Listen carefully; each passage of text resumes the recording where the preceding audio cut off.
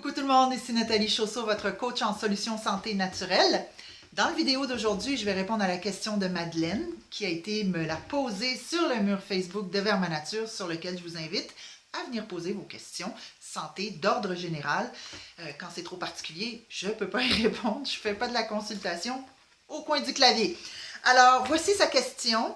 Bonjour Nathalie, en mars dernier, un zona est découvert et on me prescrit donc des antiviraux et autres médicaments contre la douleur. Si douleur il y a encore, on me conseille de prendre des Tylenol. Les Tylenol en Europe, l'équivalent c'est le paracétamol. Ok? Je suis intolérante sévère au gluten et aux produits laitiers, avec une grande ouverture et pratique de tout ce qui est produits et aliments naturels. Mais pas de viande rouge chez moi, pour moi, tant mieux. De quelle façon naturelle peut-on guérir les nerfs endommagés par un zona et bien sûr arriver à faire disparaître les douleurs? Merci beaucoup et bravo Nathalie pour ton excellent travail. Ma chère Madeleine, la première chose que je vous dirais, d'abord, pour ceux qui ne le savent pas, le zona, c'est à peu près le même virus que la varicelle, ok? Et c'est vraiment, ça s'attaque à tous nos nerfs en périphérie, ok? Donc, il y en a même leur vue baisse, ça s'attaque à différentes régions du corps. Madeleine, la première chose évidemment que je vous donnerais, même si vous prenez déjà des antiviraux pharmaceutiques, j'irai avec des antiviraux en plus naturels. Mais là, on tombe vraiment dans de la consultation privée parce que là, c'est la gestion du temps de la prise des médicaments, etc. Mais ceci dit, ça reste quand même un conseil général. Je donnerais des antiviraux spécifiques naturels. La première chose, descendez votre acidité. Là, ça prendrait un test de pH. Il faut gérer l'acidité, rétablir l'équilibre acido-basique.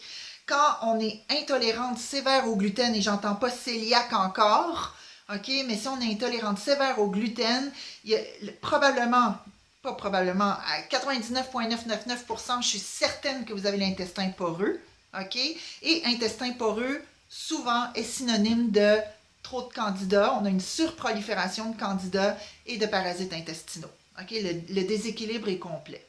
Donc ça, c'est des pistes pour vous à vraiment aller vers ça. Okay? Je vous conseille ça. Descendre l'acidité, regardez pour le candida, regardez pour les parasites intestinaux. Descendre le stress. Le zona, c'est très relié au stress. Okay? On ne s'en rend pas forcément compte qu'on est stressé, mais on l'est et ça se répercute comme ça sur certaines personnes. Ensuite, en plus des produits naturels antiviraux spécifiques, j'irais chercher un antibiotique naturel, par exemple l'extrait de feuilles d'olivier. OK?